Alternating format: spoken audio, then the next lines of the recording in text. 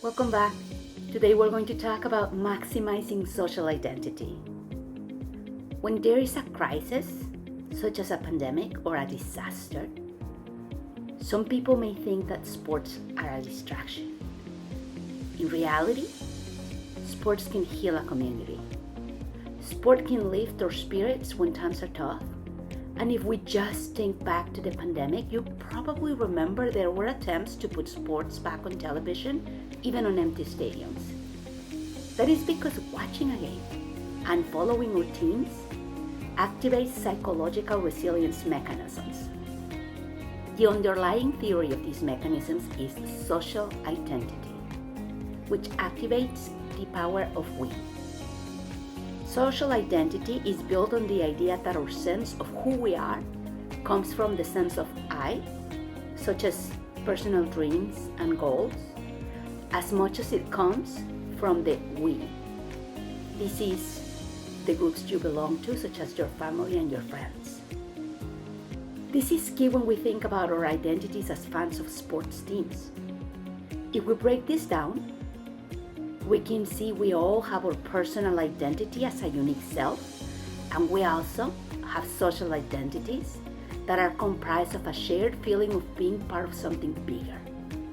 In a crisis, the balance between I and we gets tilted.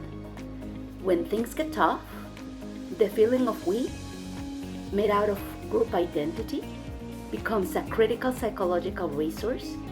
It drives us to work together and support each other and face challenges.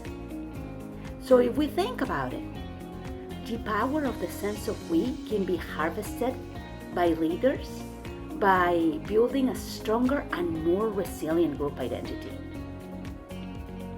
Effective leaders use two key strategies to build social identity when it matters most. First, they expand the definition of who is in the group. They literally make the group bigger. Then, they give this new, bigger group a shared purpose. If the purpose is relevant to the crisis at hand, that's even more effective. A really cool example from the sports industry is Manchester City and Manchester United soccer teams, or football clubs. Their identity was strictly defined by club colors. During the pandemic, both clubs expanded their boundaries from City fans and United fans to the people of Greater Manchester. Everyone united for a common cause and got together to fill up food banks and other critical community resources. There were also private golf clubs that extended access temporarily so people could go safely outside during lockdown. Normally, golf clubs only allow access to paying members, but in a time of crisis, some clubs showed up and showed out to allow people in their communities to use their facilities and not just paying members. Once the we is expanded, it is very important to define what the new group is about. The International Surfing Association did this by shifting the entire meaning of being a surfer during COVID. It wasn't only about riding waves, it was now about embodying generosity and kindness. They gave their whole community a greater purpose that was really relevant at a time where isolation was prevalent. A really important piece to making this work is the messenger. The person delivering this new purpose has to be seen as the real deal. They have to be a walking, talking example of the group's values. The word used to define them in research is prototypical. For example, Marcus Rashford, who is a prominent English soccer player, and he frequently campaigns for free meals for children.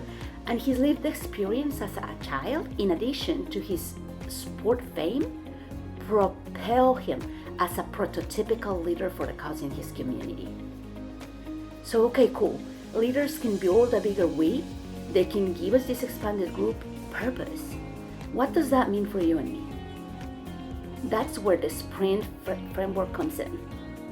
S is for social support, P for purpose and meaning, R is for relatedness, IN is for in-group norms, and T is for trust. Social support is the feeling people have your back emotionally and practically. Purpose is a sense of optimism created by shared goals and knowing people are working together.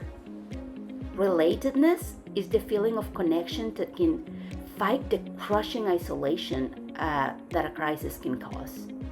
Then there are in-group norms or good behaviors that are encouraged by a group, such as volunteering or checking in on our neighbors. Finally, all of this builds trust, which is the bedrock of recovery. As good as this framework is, it is not a magic bullet. Like everything else, it has its limitation. For this to really work, it needs two conditions. First, the organization or community has to be resilient enough and have the resources to lead these efforts.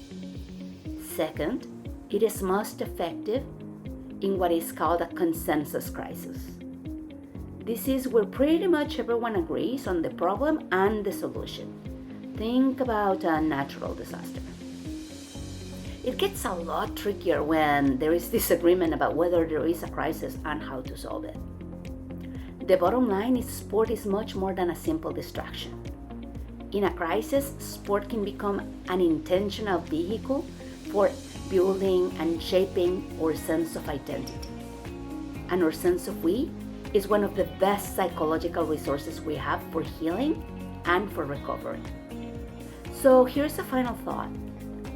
If sport organizations have a playbook for turning fans into a resilient community, who else can use these skills? What could businesses, local government, and other organizations learn from the power of the team? I leave you to ponder that, and I will be waiting for you next time.